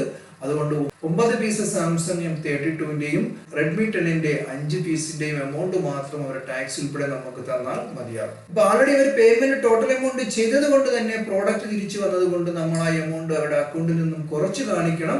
അത്തരത്തിൽ കുറച്ച് കാണിക്കുന്നതിന് വേണ്ടിയുള്ള ഒഫീഷ്യൽ ഡോക്യുമെന്റ് ആണ് ക്രെഡിറ്റ് നോട്ട് എന്ന് പറയുന്നത്. ഇനി നമ്മൾക്കൂടെ നോക്കിക്കഴിഞ്ഞാൽ ഇവിടെ ക്രെഡിറ്റ് നോട്ട് എന്ന് പറഞ്ഞു കഴിഞ്ഞാൽ അതിന്റെ ഇൻവോയ്സ് നമ്പർ നമുക്കിവിടെ കാണാൻ സാധിക്കും. സെയിം ഇൻവോയ്സ് നമ്പർ ആണ്. അതോടൊപ്പം തന്നെ ഡേറ്റ് കാണാം. കസ്റ്റമർ നമുക്കറിയാം ഇമാക്സ് മൊബൈൽ ട്രേഡിംഗ് ആണ് അല്ലേ. നമ്മൾ ഏത് പ്രോഡക്റ്റ് ആണ് നമ്മൾ എന്താണ് നമുക്ക് തിരിച്ച് കിട്ടിയതെന്ന് ചോദിച്ചാൽ സാംസങ് M32 ഒരു പീസാണ് അല്ലേ. എമൗണ്ട് എന്ന് പറഞ്ഞാൽ 22,600 രൂപയാണ്. നമ്മൾ എത്ര റേറ്റിനാണോ അവർക്ക് കൊടുത്തത് ആ റേറ്റ് തന്നെയാണ് തിരിച്ച് അവർക്ക് കൊടുക്കേണ്ടത് അല്ലേ. അപ്പൊ അത്തരത്തിൽ 22,600 രൂപ നമ്മൾ എന്ത് ചെയ്യണം, തിരിച്ചു കൊടുക്കുമ്പോൾ ഞാൻ പറഞ്ഞു നമ്മൾ ഡെബിറ്റ് നോട്ടിൽ നേരെ ഓപ്പോസിറ്റ് ആണ് നമ്മൾ ട്രാൻസാക്ഷൻസ് റിട്ടേൺ വന്നപ്പോൾ ചെയ്തതെങ്കിൽ ക്രെഡിറ്റ് നോട്ടിലും അതേപോലെ തന്നെയാണ് നമ്മൾ സെയിൽസ് സമയത്ത് നമ്മളിട്ട ട്രാൻസാക്ഷൻ നേരെ റിവേഴ്സ് എൻട്രി ആണ് ഇടേണ്ടത്. ഇവിടെ നമ്മൾ ഇമാക്സ് മൊബൈൽ ട്രേഡിങ്ങിനെ നമ്മൾ ഡെബിറ്റ് ചെയ്തു, സെയിൽസിനെയും ടാക്സ് അക്കൗണ്ടുകളെയും ക്രെഡിറ്റ് ചെയ്തിട്ടുണ്ടെങ്കിൽ ഇനി നമ്മൾ ട്രാൻസാക്ഷൻസ് അല്ലെ ക്രെഡിറ്റ് നോട്ട് അല്ലെങ്കിൽ സെയിൽസ് റിട്ടേൺ കാണിക്കുമ്പോൾ നേരെ ഓപ്പോസിറ്റ് ആണ്. അവിടെ നമ്മൾ സെയിൽസിനെയും എന്താണ് CGST SGST നമ്മൾ ഡെബിറ്റ് ചെയ്തുകൊണ്ട് ഇമാക്സ് മൊബൈൽ ട്രേഡിങ്ങിനെ നമ്മൾ എന്ത് ചെയ്യണം, ക്രെഡിറ്റ് ചെയ്യണം എന്നുള്ളതാണ്. അപ്പൊ ടോട്ടൽ എമൗണ്ട് നോക്കാം. നമുക്കറിയാം ഇവിടെ 22,600 രൂപയാണ് ആക്ച്വൽ എന്താണ് സെയിൽസ് എമൗണ്ട്. ഇവിടെ നമ്മൾ മനസ്സിലാക്കേണ്ടത് ഇവിടെ ടാക്സ് ഇനത്തിൽ നമ്മൾ കളക്ട് ചെയ്യേണ്ടത് 18% അല്ലെ. 9% CGST 2034, അതുപോലെ 9% SGST എമൗണ്ട് എന്ന് പറഞ്ഞാൽ 2034. അങ്ങനെ ടോട്ടൽ നമ്മൾ എന്ത് ചെയ്യണം? ഇമാക്സ് മൊബൈൽ ട്രേഡിങ്ങിന് കൊടുക്കേണ്ട എമൗണ്ട് എന്ന് പറഞ്ഞാൽ ഒരു മൊബൈലിന്റെ പുറത്ത് ടാക്സ് ഉൾപ്പെടെ നമ്മൾ 26,668 രൂപ കൊടുക്കണം. അപ്പൊ ഇത്തരത്തിൽ നമ്മളൊരു ജേർണൽ എൻട്രി നമ്മുടെ സിസ്റ്റത്തിൽ പാസ് ചെയ്യുകയാണെങ്കിൽ അതിനർത്ഥം ഈ എമൗണ്ടിൽ നിന്നും 3,59,310 നിന്നും 26,668 രൂപ നമുക്ക് കുറച്ച് കാണിക്കുവാൻ സാധിക്കും. അതിനർത്ഥം ഈ 26,668 രൂപ കുറച്ചാണ് അവർ നമുക്ക് ആക്ച്വൽ പേയ്മെന്റ് തരുന്നത്. അപ്പോൾ പേയ്മെന്റ് റിസീവ് ചെയ്യുന്ന സമയത്ത് ഈ എമൗണ്ട് കുറവായിരിക്കും. നമ്മൾ റിസീവ് ചെയ്ത പേയ്മെന്റും നമ്മൾ അവരെ അക്കൗണ്ടിൽ കാണിച്ചിരിക്കുന്ന എമൗണ്ടും ഈക്വൽ ആയിരിക്കും. കാരണം ആൾറെഡി നമ്മൾ ഒരു ക്രെഡിറ്റ് നോട്ട് പാസ് ചെയ്തുകൊണ്ട് ഈ എമൗണ്ട് 26,668 രൂപ അവരെ അക്കൗണ്ടിൽ നിന്നും കുറച്ച് കാണിച്ചിട്ടുണ്ട് എന്നുള്ളത് കൊണ്ട് തന്നെ. അപ്പൊ ഇത്തരത്തിലാണ് നമ്മൾ ക്രെഡിറ്റ് നോട്ട് ഇഷ്യൂ ചെയ്യുന്നത്. അപ്പൊ ഒരു ബിസിനസിനെ സംബന്ധിച്ച്, ഒരു അക്കൗണ്ടിനെ സംബന്ധിച്ച് ക്രെഡിറ്റ് നോട്ടും ഡെബിറ്റ് നോട്ടും അറിഞ്ഞിരിക്കുക എന്നുള്ളത് വളരെ അത്യാവശ്യമാണ്. ഇനി ഒരു ബിസിനസ്സുമായി ബന്ധപ്പെട്ട് വളരെ പ്രധാനപ്പെട്ട ഒരു സംഭവമാണ് നമ്മൾ ഡീൽ ചെയ്യുന്ന ബാങ്കുകളുടെ സ്റ്റേറ്റ്മെന്റുകൾ നമ്മൾ കൈകാര്യം ചെയ്യുന്ന രീതി. അപ്പൊ നമ്മുടെ ബിസിനസ്സുമായി ബന്ധപ്പെട്ടുള്ള ബാങ്ക് എന്ന് പറഞ്ഞാൽ ICICI ബാങ്ക് ആണ് അല്ലെ. നമ്മൾ ബിസിനസ് തുടങ്ങിയിട്ട് കുറച്ച് ട്രാൻസാക്ഷൻസ് ഒക്കെ നടത്തിയിട്ടുണ്ട്. അതുമായി ബന്ധപ്പെട്ടുള്ള കുറച്ച് ഇടപാടും നമ്മുടെ ബാങ്കിൽ വന്നിട്ടുമുണ്ട്. അപ്പോൾ ഒരു ബിസിനസിനെ സംബന്ധിച്ച് ഈ ബാങ്ക് സ്റ്റേറ്റ്മെന്റ് വളരെ പ്രധാനപ്പെട്ടതാണ്. നമ്മളെപ്പോഴും കേൾക്കുന്ന ഒരു ടേമാണ് ബാങ്ക് റിക്കൺസിലിയേഷൻ സ്റ്റേറ്റ്മെന്റ്. അപ്പൊ എന്താണ് ബാങ്ക് റിക്കൺസിലിയേഷൻ സ്റ്റേറ്റ്മെന്റ് എന്ന് നിങ്ങൾ മനസ്സിലാക്കണം. നിങ്ങളുടെ ബിസിനസിനെ സംബന്ധിച്ച് നിങ്ങളൊരു 5,000 രൂപ ബാങ്കിൽ കൊണ്ട് ഡെപ്പോസിറ്റ് ചെയ്തു. ആ 5,000 രൂപ നിങ്ങൾ ബാങ്കിൽ ഡെപ്പോസിറ്റ് ചെയ്ത സമയത്ത് നമ്മുടെ ടാലി പ്രൈമിലായാലും ടാലിയിലായാലും നമ്മുടെ അക്കൗണ്ടിങ് സോഫ്റ്റ്വെയറിലായാലും നമ്മൾ ബാങ്കിലേക്ക് 5,000 രൂപ ജേർണൽ എൻട്രി പാസ് ചെയ്തുകൊണ്ട് bank account debtor to cash എന്ന് കാണിച്ചു. അതിനർത്ഥം നമ്മുടെ സിസ്റ്റത്തിലുള്ള, നമ്മുടെ കമ്പ്യൂട്ടറിലുള്ള ടാലി പ്രൈമിൽ ബാങ്ക് അക്കൗണ്ടിൽ 5,000 രൂപ വന്നു. ഇതേ സമയം നമ്മൾ ബാങ്കിൽ ഡെപ്പോസിറ്റ് ചെയ്തു. നമ്മുടെ ബാങ്ക് സ്റ്റേറ്റ്മെന്റ് എടുത്തു കഴിഞ്ഞാലും അവിടെ 5,000 നമുക്ക് കാണുവാൻ സാധിക്കും. നമ്മുടെ ബാങ്കിലും 5,000 രൂപയുണ്ട്, നമ്മുടെ ടാലിയിലെ ബാങ്കിലും 5,000 രൂപയുണ്ട്. രണ്ടിടപാടും കറക്റ്റ് ആണ്, വേറെ പ്രത്യേകിച്ച് വ്യത്യാസങ്ങളൊന്നുമില്ല. ഒരാഴ്ച കഴിഞ്ഞ് നമ്മൾ ബാങ്കിൽ നിന്ന് സ്റ്റേറ്റ്മെന്റ് എടുത്തുകൊണ്ട് വരുമ്പോൾ നമ്മുടെ ബാങ്കിലെ ബാലൻസ് കാണിക്കുന്നത് 4,750 രൂപയാണ്. അപ്പൊ നമ്മുടെ സിസ്റ്റത്തിലുള്ള ബാങ്കിലെ ബാലൻസ് 5,000 രൂപയാണ്. എവിടെയാണ് ഈ ഡിഫറൻസ് വന്നതെന്ന് നോക്കിക്കഴിഞ്ഞാൽ ബാങ്കിലെ സ്റ്റേറ്റ്മെന്റ് നമുക്ക് കാണാം 250 രൂപ അവർ സർവീസ് ചാർജ് ഇനത്തിൽ കട്ട് ചെയ്തിട്ടുണ്ട്, അല്ലെങ്കിൽ പിടിച്ചിട്ടുണ്ട് എന്നുള്ളതാണ്. അപ്പൊ സ്വാഭാവികമായി നമുക്ക് നമ്മുടെ ബാങ്കിലെ സ്റ്റേറ്റ്മെന്റും നമ്മുടെ ടാലിയിലെ ബാങ്കിലെ ബാലൻസും എപ്പോഴും ടാലി ആയിരിക്കണം. ഇതിനു വേണ്ടിയാണ് നമ്മൾ ഈ റിക്കൺസിലിയേഷൻ സ്റ്റേറ്റ്മെന്റ് എപ്പോഴും റിക്കൺസിൽ ചെയ്തുകൊണ്ട് ടാലി ആക്കാൻ ശ്രമിക്കുന്നത്. അപ്പൊ നമ്മൾ എന്ത് ചെയ്യും? നമ്മുടെ ടാലിയിലുള്ള ബാങ്കിൽ 5,000 രൂപ ഇപ്പോഴും കാണിക്കുന്നുണ്ട്. നമ്മൾ ഫിസിക്കലായിട്ട് നമ്മുടെ ബാങ്കിൽ പോയി ബാലൻസ് ചെക്ക് ചെയ്ത് കഴിഞ്ഞാൽ അവിടെ ഒരു 250 രൂപ കുറവുണ്ട്. ഇത് സ്വാഭാവികമായി ഇതൊരു ബാങ്ക് ചാർജസ് ആണ് 250 രൂപ എന്ന് മനസ്സിലാക്കിക്കൊണ്ട് നമ്മളൊരു ജേർണൽ എൻട്രി പാസ് ചെയ്യുകയാണ്. അത് കഴിഞ്ഞാൽ നമ്മുടെ ടാലിയിലെ ബാങ്കിലെ ബാലൻസ് 4,750 രൂപയും ഫിസിക്കലായിട്ട് നമ്മുടെ ബാങ്കിലെ ബാലൻസ് സ്റ്റേറ്റ്മെന്റ് ഇപ്പൊ ടാലിയാണ്, രണ്ടിലും 4,750 രൂപയാണ് കാണിക്കുന്നത്. എല്ലാ ബിസിനസ്സിലും മന്ത് വൈസ് അല്ലെ, ഓരോ മാസവും ബാങ്ക് സ്റ്റേറ്റ്മെന്റ് കൊണ്ടുവന്ന് അത് റിക്കൺസിലിയേഷൻ ചെയ്യുക എന്നുള്ളത് വളരെ പ്രധാനപ്പെട്ടതാണ്. എങ്കിൽ മാത്രമേ നമ്മുടെ കയ്യിൽ എക്സാക്റ്റ് നമ്മുടെ ബാങ്ക് അക്കൗണ്ടിൽ എത്ര എമൗണ്ട് ബാലൻസ് ഉണ്ട് എന്ന് അറിയാൻ പറ്റുള്ളൂ. അതിന്റെ അടിസ്ഥാനത്തിലാണ് നമ്മൾ പേയ്മെന്റ് ചെയ്യേണ്ടതും നമ്മൾ ഫ്യൂച്ചർ ഫോർകാസ്റ്റ് അല്ലെ, ക്യാഷ് ഫ്ലോയും ഫണ്ട് ഫ്ലോ ഒക്കെ തയ്യാറാക്കുകയും ചെയ്യേണ്ടത്. ബാങ്ക് റിക്കൺസിലിയേഷനുമായി ബന്ധപ്പെട്ട് കുറച്ച് കാര്യങ്ങൾ കൂടുതൽ നമുക്ക് മനസ്സിലാക്കേണ്ടതുണ്ട്. അതെല്ലാം നമ്മൾ ഈ കോഴ്സുമായി ബന്ധപ്പെട്ട് ആ വീഡിയോസ് എല്ലാം അവൈലബിൾ ആണ്. ഇത്തരത്തിൽ കൂടുതൽ മനസ്സിലാക്കാൻ താല്പര്യമുള്ള കൂട്ടുകാരുണ്ടെങ്കിൽ ഞാൻ പറഞ്ഞതുപോലെ വാട്സാപ്പിൽ മെസ്സേജ് അയച്ചുകൊണ്ട് നിങ്ങൾക്ക് ആ കോഴ്സിൽ ജോയിൻ ചെയ്യാൻ സാധിക്കുന്നതാണ്. അത് മനസ്സിലാക്കി വെക്കുക. നമ്മുടെ ബിസിനസിനെ സംബന്ധിച്ച്, നിങ്ങളുടെ പ്രൊഫഷനെ സംബന്ധിച്ചും ഇത്തരത്തിലുള്ള കാര്യങ്ങളൊക്കെ അറിഞ്ഞിരിക്കേണ്ടത് വളരെ അത്യാവശ്യമാണ്. അപ്പോൾ ഇവിടെ നമ്മൾ ICICI ബാങ്ക് സ്റ്റേറ്റ്മെന്റ് നോക്കുകയാണെങ്കിൽ നമ്മളൊരു ഇടപാട് പരിശോധിക്കാം.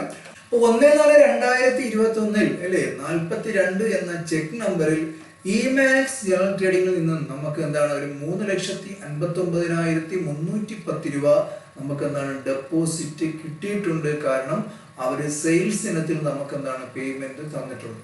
ഇനി നമ്മൾ നോക്കേണ്ടത് രണ്ടാമത്തെ ഇടപാട്. നമ്മൾ 2/4/2021 നമ്മുടെ കയ്യിലുള്ള 25,000 രൂപ ബാങ്കിൽ ഡെപ്പോസിറ്റ് ചെയ്തു എന്നുള്ളതാണ് അല്ലെ. ബാങ്കിലെ സ്റ്റേറ്റ്മെന്റ് കൊണ്ടുവരുമ്പോൾ നമുക്ക് ഇതൊക്കെ വളരെ വ്യക്തമായി തന്നെ മനസ്സിലാക്കാൻ സാധിക്കും. ഇത് ക്യാഷിന്റെ ഇടപാടായതുകൊണ്ടാണ് അവിടെ ചെക്ക് നമ്പർ ഇല്ലാത്തത്. നമ്മൾ ക്യാഷ് കൊണ്ട് ബാങ്കിൽ ഡെപ്പോസിറ്റ് ചെയ്തതാണ്. ഇനി അടുത്തൊരു ട്രാൻസാക്ഷൻ നോക്കുകയാണെങ്കിൽ 1/4/2021 നമ്മുടെ കയ്യിലുള്ള ചെക്ക് അല്ലെ, ഫസ്റ്റ് ചെക്ക് നമ്മൾ ഇഷ്യൂ ചെയ്തു. ആർക്കാണ്? ഡിജിറ്റൽ പോയിന്റ് ബാംഗ്ലൂരിനാണ്. നമ്മൾ പർച്ചേസ് ഇനത്തിൽ 2,27,632 രൂപ ആർക്ക് കൊടുത്തു? ഡിജിറ്റൽ പോയിന്റിന് കൊടുത്തു. ചെക്ക് നമ്പർ എന്ന് പറഞ്ഞാൽ 1 എപ്പോഴാണ്? 1/4/2021. അതോടൊപ്പം നിങ്ങൾ മനസ്സിലാക്കേണ്ടത്, നമ്മുടെ വാടക ഇനത്തിൽ നമ്മൾ 59,000 രൂപ അല്ലെ ചെക്ക് നമ്പർ, രണ്ടാമത്തെ ചെക്ക് നമ്മൾ ഇഷ്യൂ ചെയ്തുകൊണ്ട് 2/4/2021 എന്താണ് MR പ്രോപ്പർട്ടീസിന് റെന്റ് കൊടുത്തു എന്നുള്ളതാണ്. അതിനർത്ഥം നമ്മുടെ ബിസിനസ്സുമായി ബന്ധപ്പെടുത്തി നമുക്ക് വന്നിട്ടുള്ള വരവ്, ഡെപ്പോസിറ്റ് ഇൻകം എന്ന് പറഞ്ഞാൽ സെയിൽസ് ഇനത്തിൽ കിട്ടിയ 3,59,310 രൂപ. അതോടൊപ്പം നമ്മുടെ കയ്യിലുണ്ടായിരുന്ന ക്യാഷ് നമ്മൾ 25,000 രൂപയും ബാങ്കിൽ ഡെപ്പോസിറ്റ് ചെയ്തു. പേയ്മെന്റ് ഇനത്തിൽ നമ്മുടെ ബാങ്കിൽ നിന്നും പോയ എമൗണ്ട് എന്ന് പറഞ്ഞാൽ അവിടെ ഡിജിറ്റൽ പോയിന്റ് ബാംഗ്ലൂർ അല്ലേ, നമുക്ക് എന്താണ് പർച്ചേസ് നടത്തിയ കസ്റ്റമർ നമ്മൾ 2,27,632 രൂപയുടെ ഒരു ചെക്ക് കൊടുത്തു. അതോടൊപ്പം തന്നെ എന്താണ് 2/4 നമ്മൾ റെന്റ് ഇനത്തിൽ MR പ്രോപ്പർട്ടീസിന് 59,000 രൂപയുടെയും എന്താണ് ഒരു ചെക്ക് ഇഷ്യൂ ചെയ്തു. അപ്പൊ ഇതിന്റെ ബാലൻസ് എമൗണ്ട് നമ്മുടെ കയ്യിൽ എന്താണ് ബാങ്ക് ബാലൻസ് ആയിട്ട് കാണിക്കും. പ്രകാരം നോക്കുകയാണെങ്കിൽ നമ്മുടെ ബാങ്കിൽ ഇപ്പം ആക്ച്വൽ ബാലൻസ് എന്ന് പറഞ്ഞാൽ 97,678 രൂപയാണ് അല്ലെ. അപ്പൊ ഈ ഡെപ്പോസിറ്റ് സൈഡിലുള്ള എമൗണ്ട് കൂട്ടി ഈ വിഡ്രോവൽ സൈഡിലുള്ളത് ബാങ്കിൽ നിന്ന് പോയ എമൗണ്ടുകൾ നോക്കുകയാണെങ്കിൽ ബാലൻസ് 97,678 രൂപയാണ്. ഈ ഇടപാടുകളെല്ലാം തന്നെ നമ്മൾ എന്താണ് ടാലി പ്രൈമിൽ ഇനി എൻ്റർ ചെയ്യാൻ പോവുകയാണ്. അതിനു മുമ്പ് നമ്മൾ ഈ പറഞ്ഞ ട്രാൻസാക്ഷൻസുമായി ബന്ധപ്പെട്ട് നമ്മൾ ഈ പറഞ്ഞ പോലെ അക്കൗണ്ടിംഗ് മാസ്റ്ററുമായി ബന്ധപ്പെട്ടും സ്റ്റാറ്റ്യൂട്ടറി മാസ്റ്ററുമായി ബന്ധപ്പെട്ടും ഇൻവെന്ററി മാസ്റ്ററുമായി ബന്ധപ്പെട്ടും ക്രിയേറ്റ് ചെയ്തിട്ടുണ്ട് അല്ലെ. ടാലി പ്രൈമിൽ ഏതൊക്കെയാണ് എൻ്റർ ചെയ്യേണ്ടതെന്ന് നമ്മൾ മനസ്സിലാക്കാം. ഇവിടെ നോക്കുകയാണെങ്കിൽ ലിസ്റ്റ് ഓഫ് അക്കൗണ്ടിംഗ് മാസ്റ്റേഴ്സിൽ നമുക്കറിയാം നമ്മൾ ക്രിയേറ്റ് ചെയ്തത് ICIC ബാങ്ക് ആണ്, അണ്ടർ ബാങ്ക് അക്കൗണ്ട്സ്. അതുപോലെ തന്നെ റോയൽ ഫർണിച്ചർ ട്രേഡിംഗ് ആണ് അല്ലെ, സൺഡ്രി ക്രെഡിറ്റർ ആണ്. നമുക്ക് സാധനങ്ങൾ കടത്തിന് സപ്ലൈ ചെയ്തിട്ടുള്ള ഫർണിച്ചർ ഷോപ്പാണ്. അതുപോലെ തന്നെ ഡിജിറ്റൽ പോയിന്റ് അല്ലെ, നമുക്ക് മൊബൈൽ എന്താണ് കടത്തിന് സപ്ലൈ ചെയ്തിട്ടുള്ള കസ്റ്റമർ ആണ്. സിറ്റി മൊബൈൽ ട്രേഡിംഗ്, അതുപോലെ തന്നെ മൊബൈൽ നമുക്ക് കടത്തിന് തന്നിട്ടുള്ള എന്താണ് കസ്റ്റമർ ആണ്. നമുക്കറിയാം purchase account under purchase account എന്താണ് ഗ്രൂപ്പിൽ ക്രിയേറ്റ് ചെയ്തിട്ടുണ്ട്.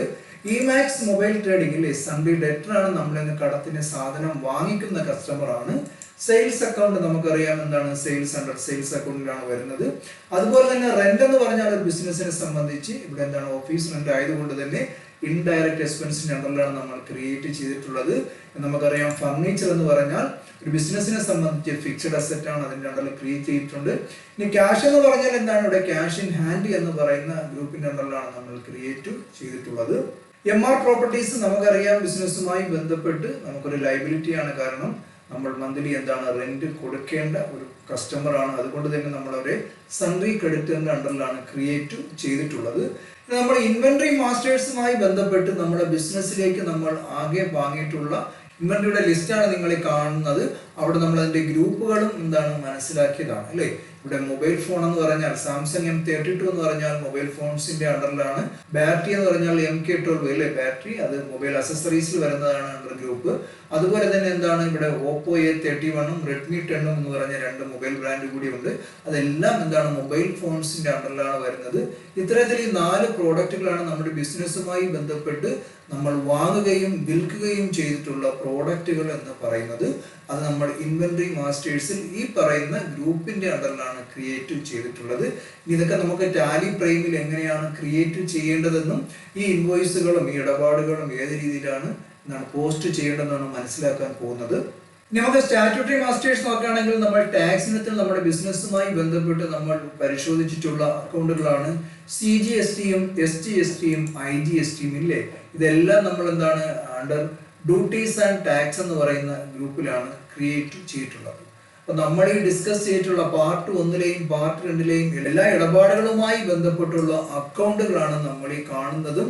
ഇവ ഓരോന്നും നമ്മൾ ഇനി എന്ത് ചെയ്യണം, ടാലി പ്രൈമിൽ ക്രിയേറ്റ് ചെയ്യേണ്ടതുണ്ട്.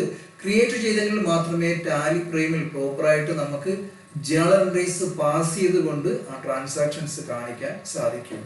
അപ്പൊ എത്തരത്തിലാണ് ടാലി പ്രൈമിൽ ഈ ഇടപാടുകളെല്ലാം നമ്മൾ പോസ്റ്റ് ചെയ്യേണ്ടതെന്നും അത്തരത്തിൽ പോസ്റ്റ് ചെയ്തുകൊണ്ട് GSTയുമായി ബന്ധപ്പെട്ടുള്ള ഇടപാടുകൾ ടാക്സ് പേയ്മെന്റ് ഏത് രീതിയിലാണ് നമ്മൾ കൊടുക്കേണ്ടതെന്നും GST-യുമായി ബന്ധപ്പെട്ടുള്ള ഇടപാടുകൾ ടാലി പ്രൈമിൽ എങ്ങനെയാണ് നമ്മൾ ക്രിയേറ്റ് ചെയ്യേണ്ടതെന്നും എല്ലാമാണ് നമ്മൾ പാർട്ട് 3-യിൽ പഠിക്കാൻ പോകുന്നത്. അപ്പൊ ഈ പാർട്ട് 2-ൽ ഞാൻ പറഞ്ഞ കാര്യങ്ങൾ എല്ലാ കൂട്ടുകാർക്കും നല്ലതുപോലെ മനസ്സിലായി എന്ന് കരുതുന്നു. അപ്പൊ ടാലി പ്രൈമിൽ പോസ്റ്റ് ചെയ്യുന്നതിന് വേണ്ടിയുള്ള വീഡിയോയ്ക്കായി നിങ്ങൾ എല്ലാവരും കാത്തിരിക്കുക. ഉടനെ തന്നെ അത് റിലീസ് ചെയ്യുന്നതാണ്. എല്ലാവർക്കും നല്ലൊരു ദിവസം നേർന്നുകൊണ്ട് നിർത്തുന്നു. ഞാൻ സഫീർ ഇക്ബാൽ.